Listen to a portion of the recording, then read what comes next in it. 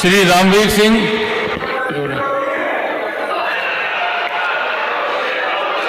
आदरणीय अध्यक्ष जी, आपने मुझे बोलने का मौका दिया, आपका बहुत बहुत धन्यवाद।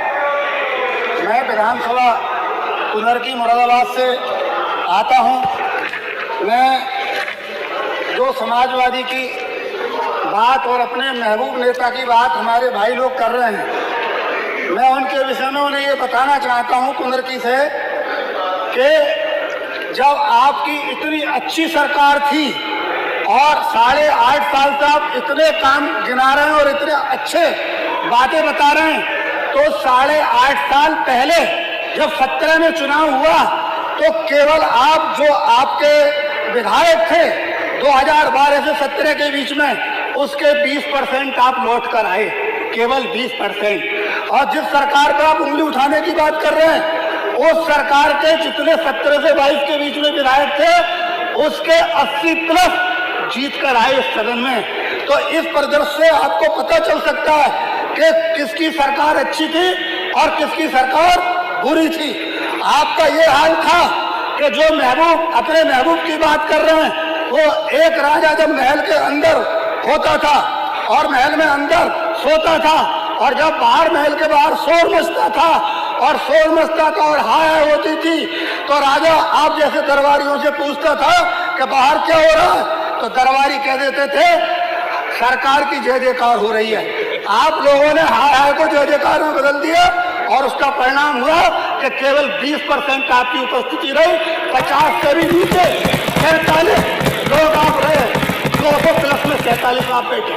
भाइयों, मैं अध्यक्ष जी ये भी बताना चाहता हूँ आपको कि इन्होंने 12 से 17 के बीच में अपने वोटर को, सपोर्टर को और लपोटर को लूटने का काम किया।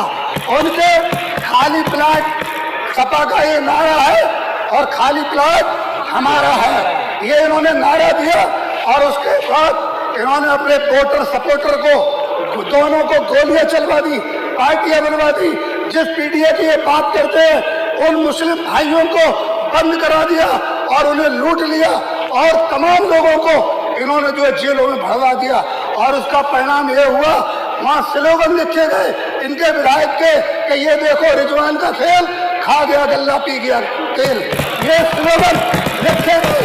और मुस्लिम भाइयों ने जो फूल को चिमटे से भी नहीं छूना चाहते थे, 2025 में, 2017 में 25,000 वोट मुझे दिए और 2024 में 82,000 वोट इनकी सरकार की और इनके प्रत्याशी की नाकामी के कारण मुझे दिए।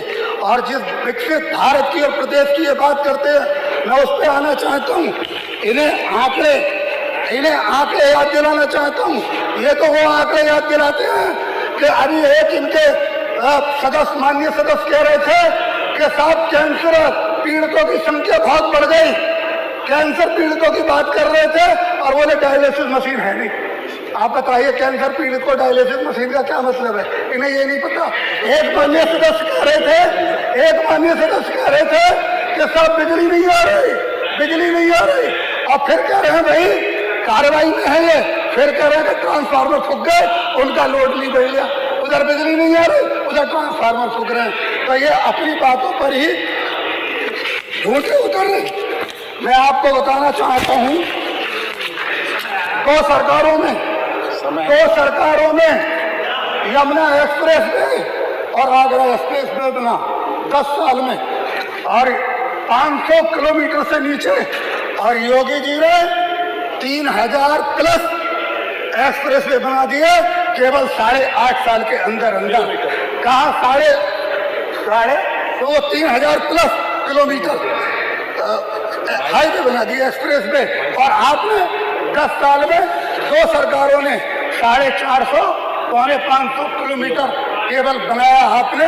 ये आपकी विकसित भारत की तस्वीर है। कहाँ 450 और कहाँ 3,000+। ये विकसित भारत की और विकसित प्रदेश की तस्वीर है। आप नेशनल हाईवे पे आ गए, नेशनल हाईवे पे, तो नेशनल हाईवे आपके टाइम में भारत सरकार जो माननीय मोदी जी से पहले थी, उसमें बने 5,599 और उससे भी कम टाइम में मोदी जी की सरकार ने नेशनल हाईवे बना दिए 12,292। ये विकसित भारत की तस्वीर है जो मैं आपके सामने बात कर रहा हूँ।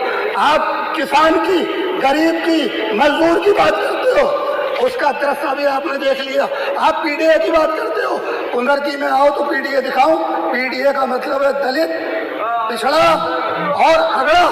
अगड़ा कौन है?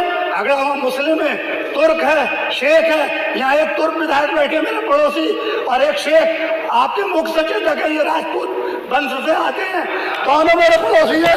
ये बता देंगे कि शेख और तुर्क की स्थिति कुंदरकी के अंदर क्या है, कुंदरकी के अंदर क्या है, ये जानते। रामवीर जी आप समेट लीजिए, मैं आपको 5 मिनट ऊपर हो गया। बस एक बस उदाहरण और दूंगा मैं आपके लिए कि ये जो विकसित भारत की बात कर रहे हैं, ये किसानों की कर रहे हैं। मैं मुरादाबाद का आपको रिजल्ट दे रहा हूँ। 2012 से 17 के बीच में 2500 करोड़ रुपए का भुगतान सपा के टाइम में हुआ और योगी जी के टाइम में 8,218.50 का भुगतान 8,500 साल में हुआ। इनसे कई गुना ज्यादा भुगतान गन्ने का हुआ, केवल एक जिले का। और जब प्रदेश का आंकड़ा उठाओगे तब आपको पता चलेगा कि आपके टाइम में गन्ना किसानों की हालत क्या थी और अब भारतीय जनता पार्टी के टाइम में किसानों की क्या थी। हमने पब्लिक को यही समझा दिया और यही समझा दिया तो आपकी जमानत जब्त करा दी। 12% में आप रहे और 78% में हम रहे और 10% में बाकी सारे चल रहे। ये आप समाप्त कर लीजिए, आप समाप्त कर लीजिए, चलिए